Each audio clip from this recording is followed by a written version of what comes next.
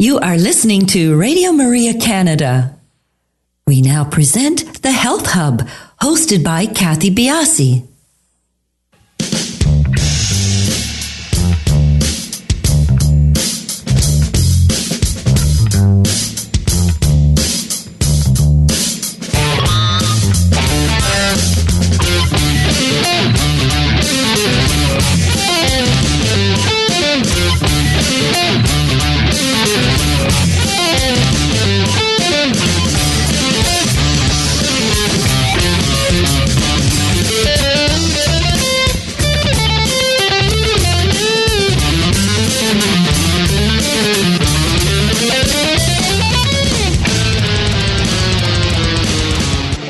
Good morning, everyone, and welcome to the Health Hub. I'm Cathy Biase, your host, and along with our producer, Alex Diaz, and our production assistant, Daniel Tersini, we would like to welcome you to the show.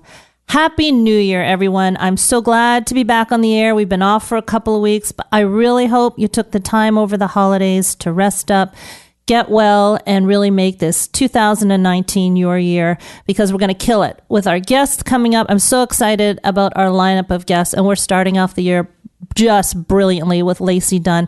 But I'm so pumped about all the guests that we've got lined up for you for the show. We're really going to make our mark this year, everyone. And thank you for joining us on our journey, because it really has been a great one. Unfortunately, Alex can't be on the air with us. He's got a cold, so he's not up to speed with his voice. So we will persevere without him, but on behalf of Daniel and Alex, they do too wish you a very happy New Year.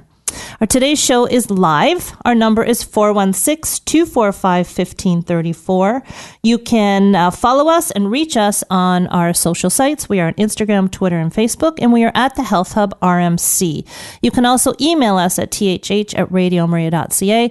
And thank you for all the questions that we received today about our show. We will try to get to as many of them as possible. There's still time for you to get us on our social sites if you want to message us on those, or you can call in. So whatever you feel, if you want to talk to myself or Lacey, please do feel free to call in.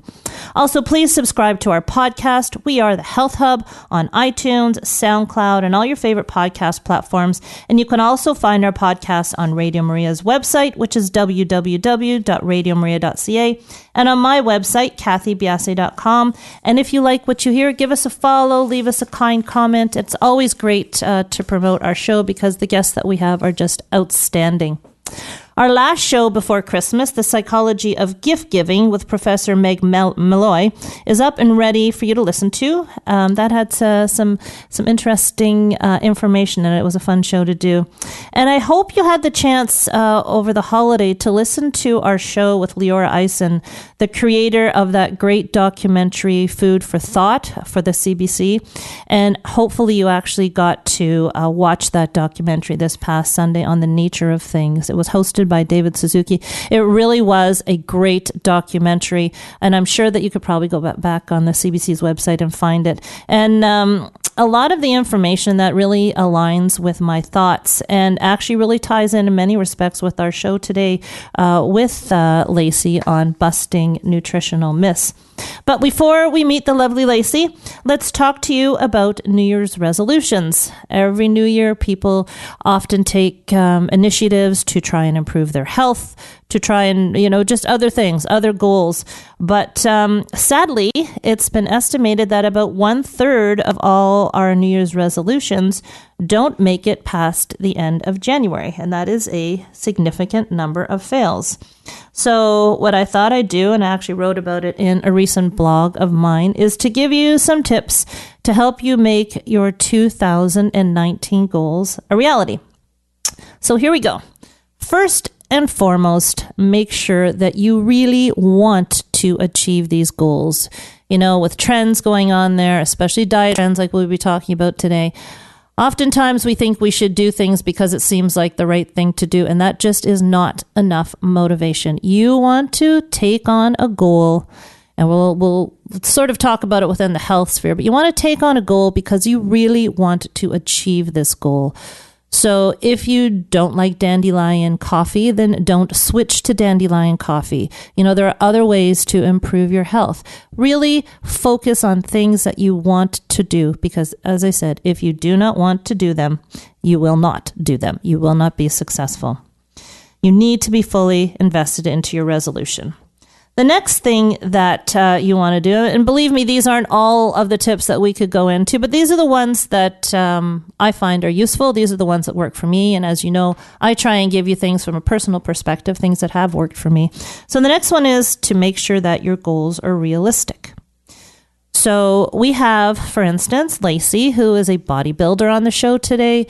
Believe me, she didn't accomplish this overnight. So things like, I've heard people saying, well, this year I'm going to run a marathon and, I'm going to bodybuild or whatever. But if you actually don't even own a pair of running shoes right now, maybe you want to step back a bit and you want to try and take these goals a little bit more realistically. Great to have that big goal in the future, but make sure that you've got some sort of subset goals in order to get to that level. Anything is doable. We just have to make it realistic. So seriously, don't aim for that marathon if you've got no running shoes. Small steps are the actual way to go. Another very important thing, and this is something that I started doing last year. We did a show on this, I think, and I actually started doing this, is writing down your goals. There was a study done by Dr. Gail Matthews, and she's a psychology professor at the Dominican University in California. And she found out that you were about 42% more likely to achieve your goals just by writing them down regularly. And this really, I think the underlying premise here is that you take ownership of this. So if you tell people this is what you're doing and you write this down and it's on your fridge and you're constantly looking at it, it's not just something that's sort of in your mind. It becomes a reality. So we're translating this from a thought to a reality, and writing it down really does make a difference. And finally, make a plan. Create action steps that will keep you on your path to achieving your goal. So for instance, if your New Year's resolution is to meal plan for weekly dinners, which is a great resolution to have because we want you in the kitchen. Perhaps 3 actionable steps that you could take would be to pick simple, tasty recipes on a Saturday night, shop for your weekly ingredients on a Sunday, and wash and prep things when you get home from shopping. This just sets you up again for success during the week. Many of us, once we hit Monday, things that we hope to do, and I'm a victim of this myself. I race home at the end of the day and try and figure out what to put on the table. So meal planning is something that I personally would like to. So there's my dedication and my announcement to you. Meal planning is something that I would really like to start to do a little bit more realistically. It really does sell time management. But anyways, if it's not meal planning, no matter what it is, pick simple steps, pick actionable steps that you can do right away and start taking them. You can achieve anything if you really want to. And with these actionable steps, you can keep changing them. So you set a certain set of steps that you want to do, and then you accomplish those. Then you keep writing them down and changing them. So although you've got the goal in the future, you've got these actionable steps that will really take you on your way to achieving them. And good luck, everybody. Good luck with your goals, and love to hear about them and love to hear about your accomplishments. So on to our guest today. Our guest is Lacey Dunn, and I met Lacey a few months ago. I did her podcast, and I love her. She's enthusiastic. She's bright. She's got it all together. Lacey Dunn is breaking the mold in the dietitian world as a fitness professional, bodybuilder, and registered dietitian. As a social media influencer and online coach, she has expanded her reach with a mission of educating the public on evidence-based nutrition and promotes a healthy, sustainable lifestyle through flexible dieting.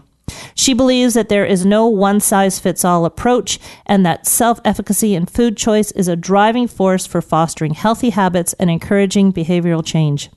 Lacey is the owner of a thriving online coaching platform, Uplift Fit Nutrition, as well as host and founder of Uplift Fit Nutrition Radio. She balanced a dietetic internship, master's degree courses, podcasting, and full-time online career before obtaining her RD and doesn't plan on slowing down anytime soon in 2019. Lacey's goal as a dietitian is to provide the tools that people need in order to achieve a healthy and balanced diet while simultaneously helping them to grow and thrive in all aspects of their lives. She is currently in the process of writing her own book on metabolic mastery and plans to continue to be a driving force of change to promote the scientific truths in the world of fitness and nutrition. Fantastic guest to start 2019. Our learning points are: what are common diet myths that must be busted? What is the best diet to follow, if any? And what do we need to understand about correlation versus causation in assessing nutritional science? And if we get time, because we've had so much interest in Lacey's bodybuilding career and her techniques, we will get to all those questions on that as well. So everybody, we will return in a few minutes.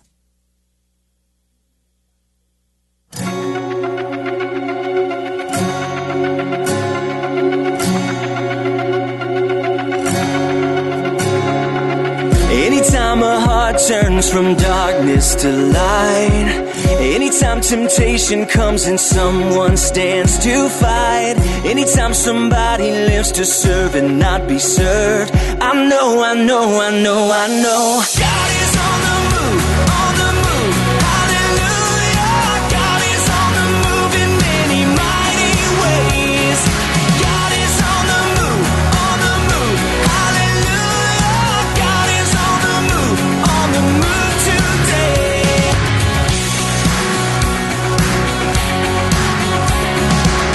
Anytime in weakness someone falls upon their knees or dares to speak the truth that sets men free, anytime the choice is made to stand upon the word, I know God is on the move, hallelujah. God is on the move in many mighty ways. God is on the move, hallelujah. God is on the move today.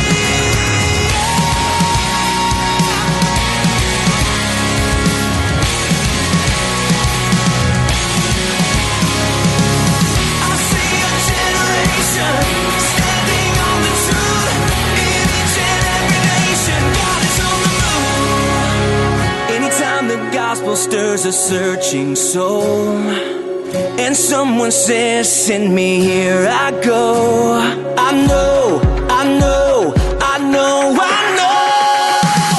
is on the move, hallelujah. God is on the move in many mighty ways. God is on the move, hallelujah. God is on the move today.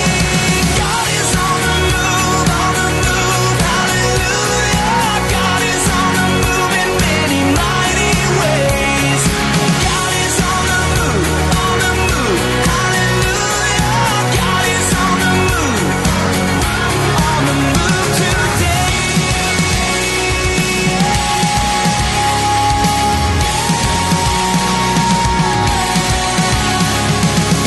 I see a generation standing on the truth in each and every nation. God is on the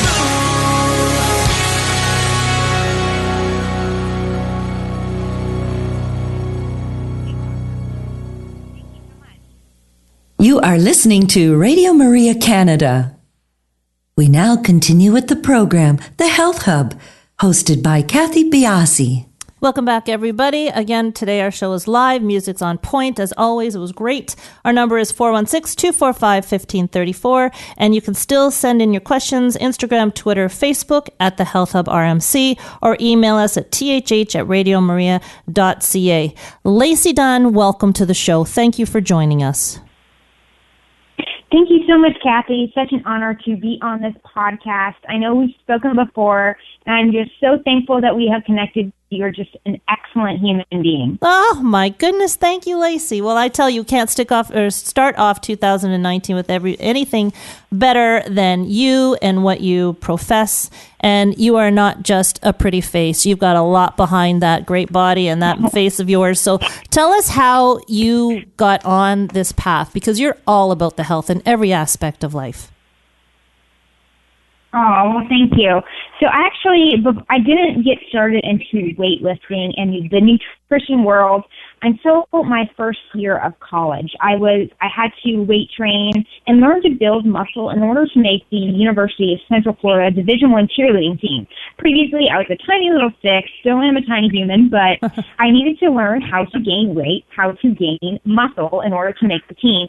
So I started weight training. I did a bunch of research online and utilized things like bodybuilding.com, articles, textbooks, and I learned to weight train, and I learned about nutrition, and I was able to build muscle, and I made the University of Central Florida cheerleading team.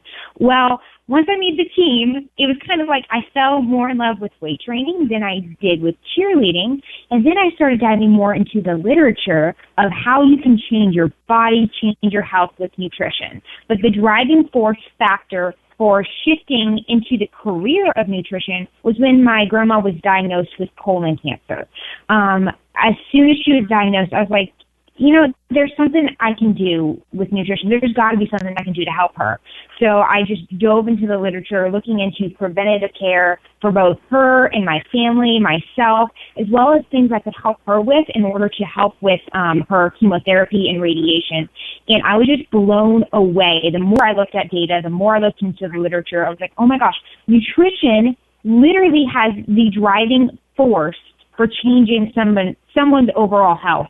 And from there, I was like, I'm done with biomedical sciences, which was my previous degree, and I transferred over to nutrition, transferred schools, and since then, it's just been nutrition is my passion.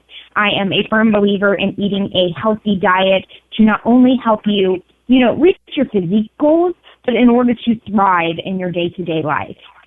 Well, the problem is, and I think you address this in a lot of your posts, is it's confusing out there. Now, kudos to you for going online and getting started with the weight training and then being diverted into the nutrition field because of it. But what I find out there, and perhaps you can expound on this, is that there's so many tips, there's so many pseudoscientific things out there that it's very confusing for people. And it seems like we are falling down this deep, dark hole of dieting. So what is your view on that? Yeah, I'm very lucky to where when I first started, there was less of that. There was less of people just throwing out their opinions just because they think that they know what they're talking about. But the problem is these days that any single person on the internet can just put up their thoughts or their opinions. And then what journalism does is they take wind of anything that's like new, noteworthy, or, that's kind of like sparkling and sounds cool. And they take wind of that. And then it just explodes everywhere that, like apple cider vinegar will cause you to lose weight, or keto is the way to go for fat loss. And it's an issue, but it's all about finding people who are credible and reputable in regards to what they know and their knowledge. And the struggle these days, too, is now even people who seem credible and seem reliable, they can actually be complete quacks. And it really does take looking at research and understanding research. So I'm glad that's, a different part of the segment that we're going to talk about today. Well, the thing, too, is that there can be modicums of truths within some of these things. Like apple cider vinegar can be good for you, but it's not the cure-all. Or, coconut oil has its place, but it's not the cure-all. So do you do the research for people, or do you think people should understand how to read the science? Or, the flip side of it, Lacey, is why are we so concerned about these day-to-day diets? Is there a better way to approach our eating? So to address the first one, yes, I definitely think people need to learn how to do research for themselves, but I understand sometimes that's not going to work for people and they have a busy life. So I personally do like to do the research for my clients and for, general public. I do like to try and put out on social media things I find, whether that's little tweets or little posts on like Instagram or posts in my client Facebook group. I do like to do the research for others. And then to address your other points, I just blanked for a second. So in regards to these, all these little things that people hear that, changing one thing can greatly affect their weight loss or something. What we have to keep in mind is that, yes, maybe changing something small, like taking apple cider vinegar, may help with something like your digestion, your insulin sensitivity. Little things can potentially add up, but we lose the big picture when we think of all these little tiny adjustments. So really, just doing some tiny little change might change 0.1% of your progress. So it's really important to keep in mind that what truly matters is not a simple little quick fix. What matters is forming sustainable, healthy habits that can create a lifestyle that you can continue for the rest of your life, and that way you have sustainable results. People are always after these quick fixes, something that looks shiny and sparkly and easy for them to do, and that's the problem. What we need to understand is forming healthy habits is hard, and people don't want to hear it, but that is the truth. But once you get into forming healthy habits, whether that be meal prepping, forming a workout routine, understanding what is in the food that you eat, once you know that, you can't take that knowledge away. You will have that knowledge with you for the rest of your life, and once you form healthy habits, then it's cake. It is easy for you to stay on point. It becomes part of your day-to-day life. There's so many different ways I want to go with this, but I think what I want to get back to first is understanding the scientific research. Can you give us a few pointers on what to look for when we're looking at research? Things like who's running the study, other things like correlation versus causation. Can you kind of take us through a simple few steps that we can start off with when we're aiming to get some good research? Yes. So the first thing I want to make sure people understand is that correlation does not equal causation. So correlation, when we say correlation, we essentially mean that one thing is correlated with another, meaning if sleep increases, then your energy increases. So that's what I mean by correlation. By causation, I mean cause and effect. So one thing causes another thing. So because the chicken laid the egg, there is an egg. I know that's a really random way to think about it, but just so people know, just because something is correlated does not mean that it is the causative factor of something. So I don't know if anybody has seen, there's a meme that goes around and it shows like a graph of total number of movies that Nicolas Cage has been in, and it goes up and down with the number of people who drown in a swimming pool. Yes, they are completely correlated on this graph, but that does not mean that Nicolas Cage is the causative factor of people drowning in swimming pools because he was in a movie. So I want people to recognize that, because that makes sense? It makes perfect sense. Okay. So in regards to research studies, what a lot of research does is it twists correlation and causation because it can in the abstract, and people like to just read the abstract. So to keep in mind for my listeners, you cannot just read an abstract. And I know that's hard. I know that's tough. But the magic is in the method of a research study. So it really takes reading the research in order to understand the research. Things to keep in mind when you're looking at research is, one, cell and animal studies don't indicate that there's going to be the same reaction in humans. So a lot of people look at a rat study and say, oh my gosh, this rat study says something about the gut microbiome. Keep in mind, that is the rat's gut microbiome, not a human's gut microbiome, which are completely different. Another thing, specific population research doesn't apply to all populations.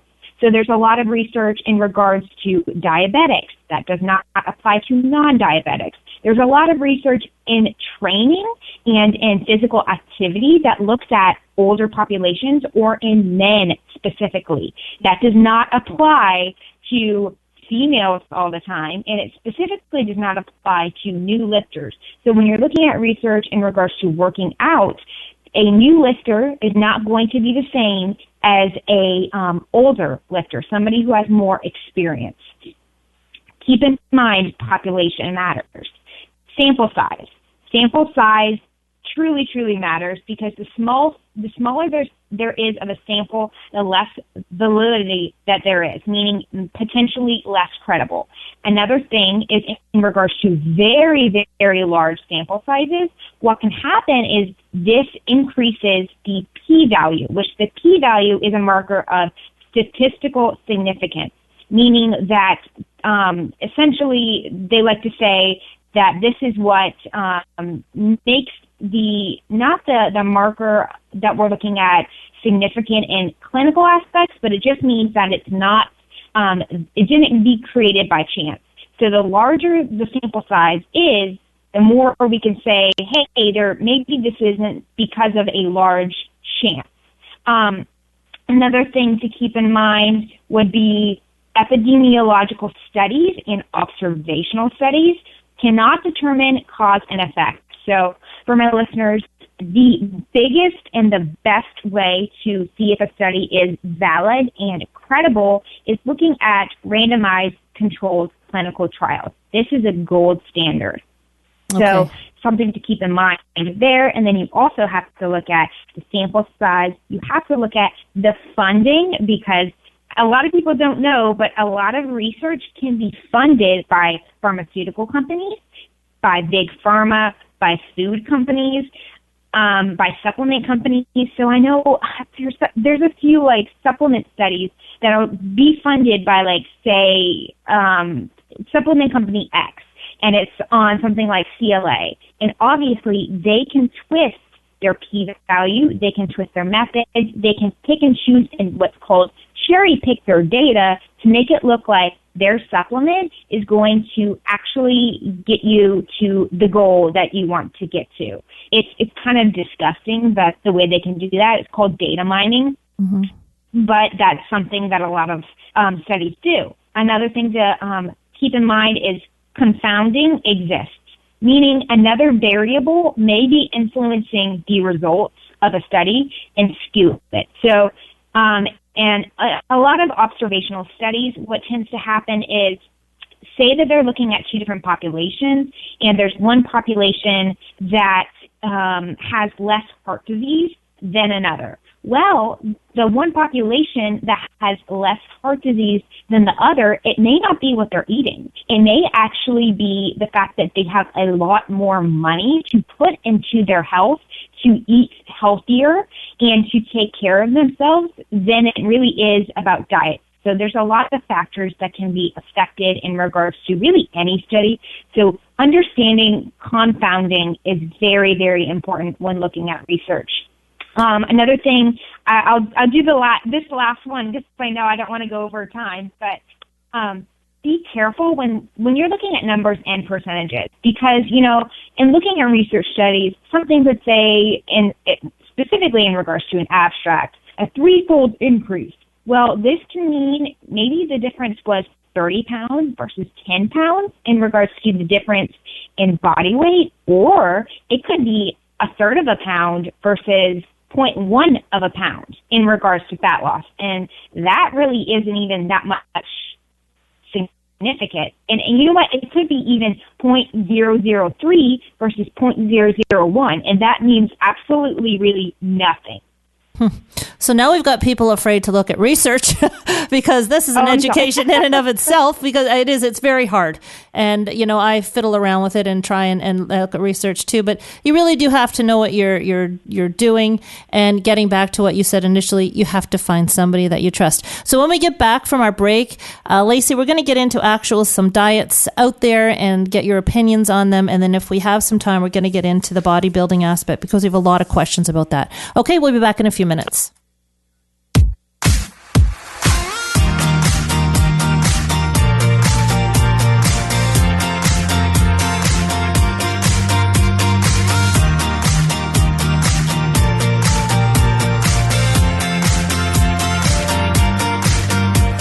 Staring at a stop sign, watching people drive by, T-Mac on the radio. Got so much on your mind, nothing's really going right, looking for a ray of hope. Whatever it is you may be going through, I know he's not gonna let it get the best of you. You're an overcomer. Stay in the fight till the final round. You're not going under, 'cause God is holding you right now. You might be down for a moment, feeling like it's hopeless. That's when he reminds you that you're an overcomer. You're an overcomer.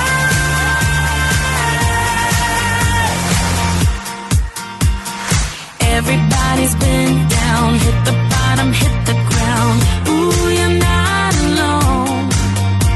Just take a breath, don't forget, hang on to his promises. He wants you to know you're an overcomer. Stay in the fight till the final round. You're not going under, 'cause God is holding you right now. You might be down for a moment, feeling like it's hopeless. That's when he reminds you that you're an overcomer. You're an overcomer. The same and the great I am, the one who overcame death, he's living inside you. So just hold tight, fix your eyes on the one who holds your life. There's nothing he can do. He's telling you,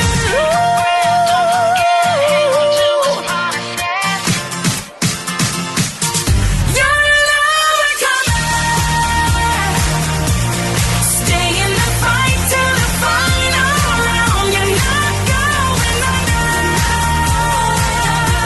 'cause God is holding you right now. You might be down for a moment, feeling like it's hopeless. That's when he reminds you that you're an overcomer. You're an overcomer. You're an overcomer. You're an overcomer. Don't quit, don't give in, you're an overcomer. Don't quit, don't give in, you're an overcomer. Don't quit, don't give in, you're an overcomer. You're an overcomer.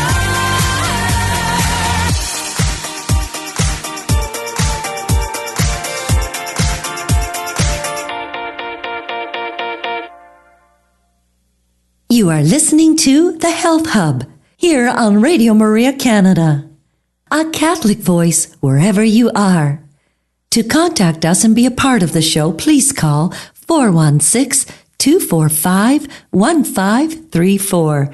We now continue with the program. Here once again is your host, Cathy Biase. Welcome back, everybody. We're here with Lacey Dunn from Uplift Fit Nutrition, and we're going to get into some common myths that Lacey runs across in her practice and really get into some of the down and dirties that she's come across. So, Lacey, you must come across a lot of things out there in the diet world. What are the most common myths that you come across that really burn your bridges? Oh my gosh, the limit does not exist on the questions and the myths that I get. But there are a couple that are very common that I absolutely despise. And number one would probably be people coming to me asking me, is ketogenic dieting, is it better for weight loss? And by eating more fat, does that allow me to burn more fat? And the thing to remember in regards to keto is, yes, eating ketogenic, decreasing your carbs, getting in ketosis, eating more fat, that does mean your body is going to burn more fat, but it's going to rely on fat oxidation, meaning your body is going to utilize fat for energy. Fat oxidation, though, does not mean fat loss. It does not mean you're going to lose more weight because you are burning fat for energy. And that is the issue in regards to ketogenic dieting. What truly matters is the caloric deficit. So when we look at different studies in regards to weight loss, everything that has to be kept in mind is the overall calories that someone is eating per day. Another thing I want to bring up is people who want to go vegan. The problem with vegan is that a lot of people think it is so much more healthier to eat vegan than it is to eat meat. Keep in mind, people, that meat has so many vitamins and minerals, specifically iron, that is very important for us to have in our daily diet. Another thing to keep in mind is that vegan dieting can be done extremely wrong.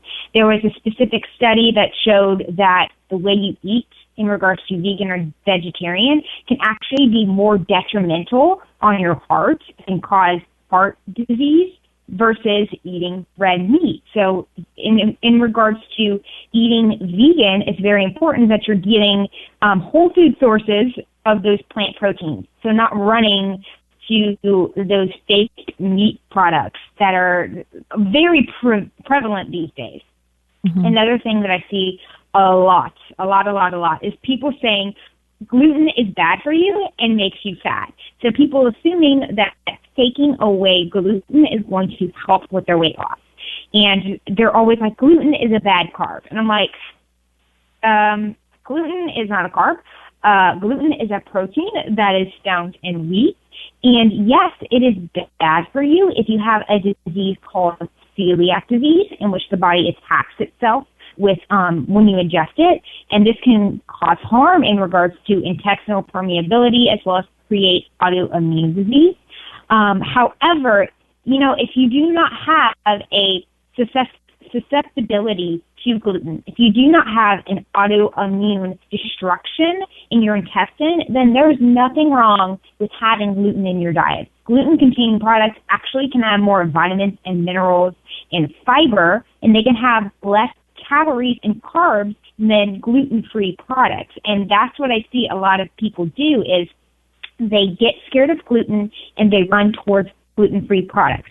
Well, if you go to the grocery store in the supermarket and you take a gluten-containing whole wheat pasta and you put it right next to a gluten-free pasta, 9 times out of 10, that gluten-free pasta is going to normally have at least 10 to 20 grams more carbohydrates than the counterpart with the gluten. And people they don't keep that in mind. So gluten is what I see a lot. Another typical thing that I hear from people is that eating protein, too much protein, is bad for your kidneys. And I see this in regards to bodybuilding specifically, and people who are wanting to gain muscle. They're like, oh my gosh, is eating more protein going to be bad for my kidneys and bad for my health? No. Too much protein is only bad for your kidneys if you have kidney damage or kidney disease. If you are a normal, healthy person, it has been proven that eating up to 3.4 grams per kilogram of body weight in bodybuilders, or really anybody who is a general healthy person, is not going to have detrimental effects on your kidney function. Well, what seems to be coming out in the myths that you seem to be talking about here is our focus on specific macros or specific nutrients. And this Yes. play has garnered a lot of money for individuals and food corporations that take these, you might want to call them twisted studies, and run with them. I mean, there are sections in the grocery store for gluten that an aisle long. So then how do you, in your opinion, approach healthy eating? Because I think we're so far away from center that people actually have to have their brains rewired for what healthy eating really is. So what, in your opinion, is healthy eating? To me, healthy eating is, and being healthy is more than just what is put into your mouth. So something I do want to, establish is eating healthy and picking the way that you eat. It's got to be something that is going to add to your daily life, and it's not going to take away. So if the way that you are choosing to eat adds too much stress to your life, then it is not the right way to eat for you. Healthy eating should be about increasing the amount of fruits and vegetables and whole grains and lean meats in your diet. So healthy eating should be about adding to your life and not taking away from it. Restrictive properties that are unnecessary, restricting things that you don't need to restrict because it's like a medical condition, then there's an issue. So the way that you eat should be about increasing value to your daily diet and your daily life and not taking away from it. The way that you eat should be something that you can see yourself following for the rest of your life. And that's what is called sustainable eating and finding a sustainable lifestyle. So say that you want to lose weight and you see ketogenic diets, vegan diets, you see limiting grains, you see the carnivore diet, which is absolutely absurd. But you see all these things. If you see a diet and you think, can I follow this for at least 3 months? Can I follow this for 6 months? Can I follow this for 2 years? The thing that you can say that I can follow this for 2 years plus is the diet that is the most sustainable for you. Is it intuitive, Lacey? I think dieting can be intuitive, but the problem with intuitive eating these days is that as we grow up, we are told so many lies. We are told so many things from social media to the magazines that we need to look like this. We need to eat this certain way. This is the portion that we should have, that actually eating intuitively is a very, very hard process. Mm-hmm. So I think it's not really intuitive. It's more like we're shown all these different ways that we should eat, and we really actually have to break through those and break the mold and figure out things for ourselves. Well, this might lead us into a bunch of questions that we've got about your bodybuilding and your weightlifting and so forth. But let's start us off this way when we get into these. I have about 8 questions here that I'm going to try and get to if we have time. People are very interested in your body structure, on how you got there. So I want to start off with asking, when you're training, or people in general, if there's a goal set, a short-term goal, 6 months, a year, which is fairly short within dieting, I think. Do you find that it is acceptable to change your diet to obtain the goal and then change your diet again? Is that possible? Is it acceptable? Yes. So in regards to reaching a physique goal, what you have to manipulate is your caloric expenditure and how much that you are eating. So if you want to gain muscle, you pretty much have to be in a caloric surplus. You have to be eating more in order to gain that size. If you want to lose weight, you have to be in a caloric deficit. So you have to be eating enough to put you into weight loss. And then that involves changing the amount of fats and the carbohydrates and the protein that you eat. So that is typically normal. But in regards to adjusting like your general diet, the number of fruits and vegetables that you eat, that should never change. You should always be striving to eat your vegetables and your fruits. And in regards to specific physique goals, what a lot of people, they make the mistake of taking away carbohydrates for a fat loss goal, and they put themselves in what I call is kind of like a limbo. So a lot of people, they go way too low carb, not yet into ketosis, around and that's below 130 grams, and then they're just in the state of limbo to where their brain doesn't know what to do for fuel because they're not in ketosis. They don't have enough carbohydrates for their brain. So that is a common thing that I see in regards to people, the mistake people make with fat loss and going lower carb approach. But it doesn't take that long to flip. If you are going full on keto, it doesn't take that long to flip over to ketosis, does it? It takes at least 2 weeks. There are ways that you can bump up ketosis and get into ketosis faster, but for the most part, it does take a period of time, and then it gives you what is called the keto flu. Okay. And to be clear, this is not something that you're promoting within your clientele?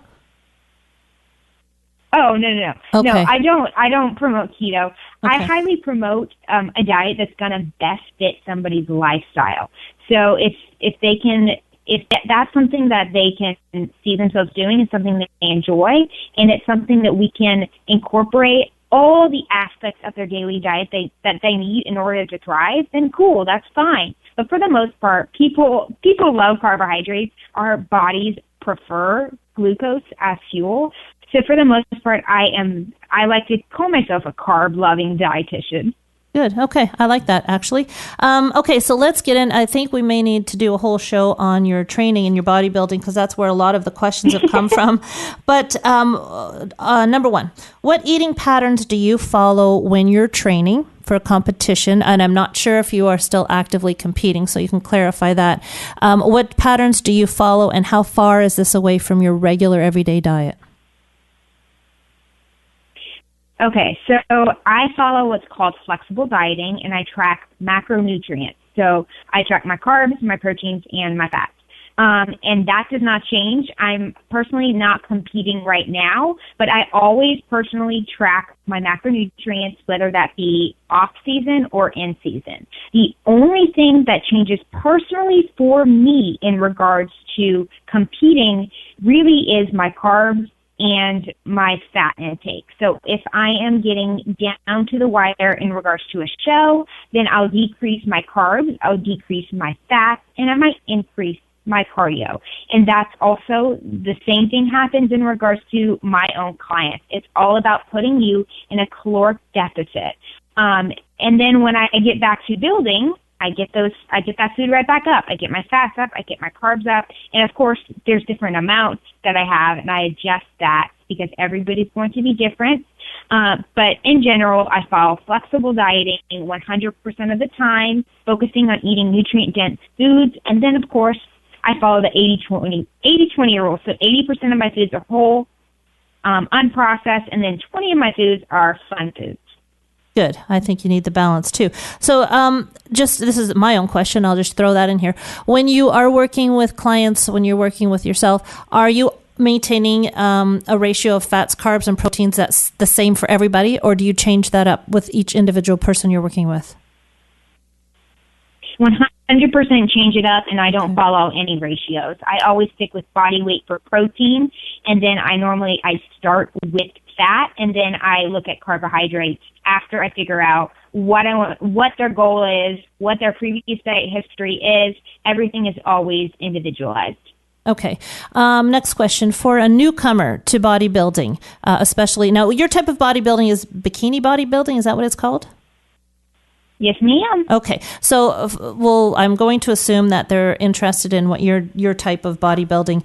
How long does it take? So let's go from, I don't know where this person's starting from. So let's go from couch potato to competing. So the thing to keep in mind for people is that in order to do a bodybuilding show, and even in bikini bodybuilding where there's less muscle, you do have to have that muscle base, and that requires building, and building takes time.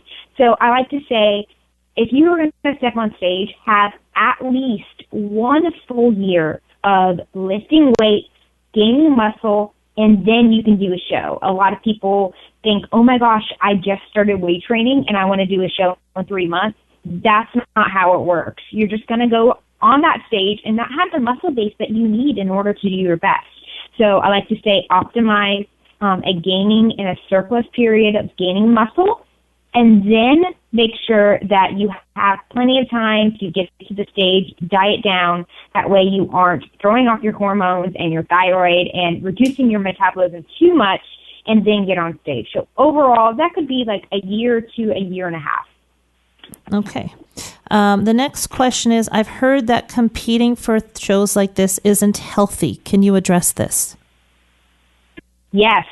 So very much so. It can be very unhealthy. It's all about how you are prepping and the methods that you are using in regards to your own prep. The problem is a lot of bodybuilding coaches are males that follow very strict and regimented bodybuilding type workouts and nutrition, and it's what's called bro science. So not really any scientific backing to what they're doing. And they go too much in a caloric deficit, they lose weight too fast or drop their calories too low, and this throws off your hormones, it throws off your thyroid, your HPA, your hormonal pituitary axis. It can cause you to not only lose fat, but you lose an extreme amount of muscle, and this creates a number of issues, from hair loss to gut issues to hormone issues to going into adrenal crises. So it's very important to keep in mind that you have to prep in a healthy way. You have to be in the smallest amount of a caloric deficit as possible. You have to incorporate things like diet breaks, refeeds. You have to make sure that you are optimizing your day-to-day health and not restricting so much. So another thing that people do, and that's why she says it's unhealthy, is a lot of people steer away from things like fruits that are very, very important for anti-inflammatory purposes. So it's very important when you're looking at doing a show, you're doing a prep, you're doing any fat loss, that you have somebody who's going to hold your hand and be there for you, who's going to help you do it the right way. Is there, this is again my question, is there a cap on how old you think somebody should be getting into this for the first time? Not at all. I know first-time competitors who are 16 years old all the way to 45 years old. Okay, good to know. And the last question, I think this is going to have to be the last one before we end off here. How long or how often do you work out? Because I see you on Instagram all the time with your great videos, and it seems like you're in the gym a lot.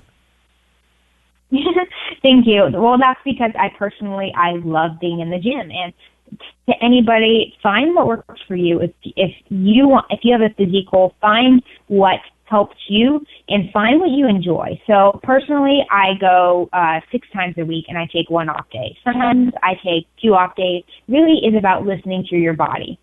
How long are you in the gym for when you're there?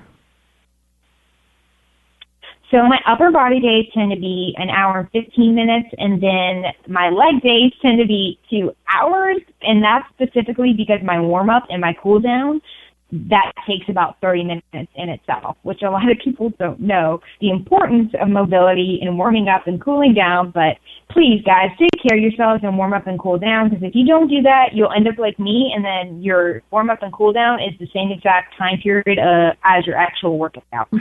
Good tip.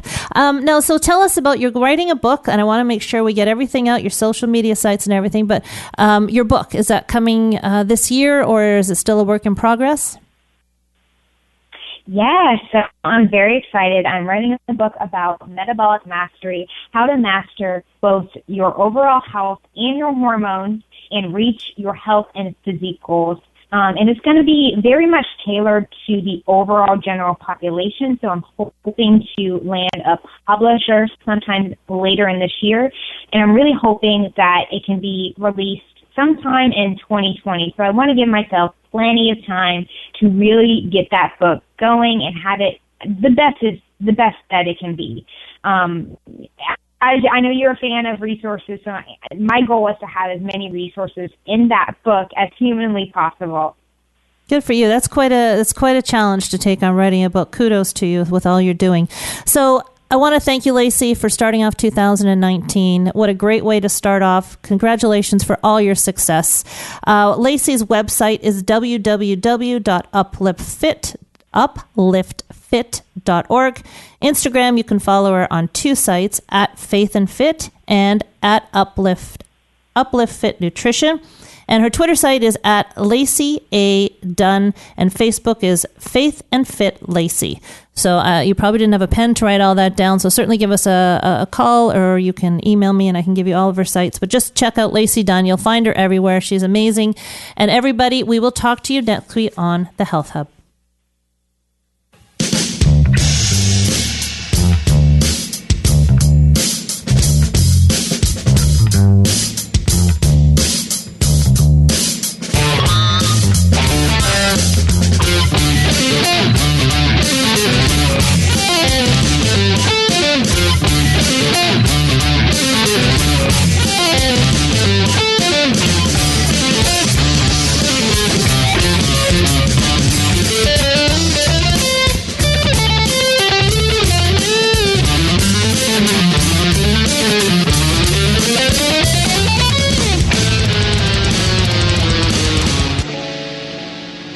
You have been listening to The Health Hub, hosted by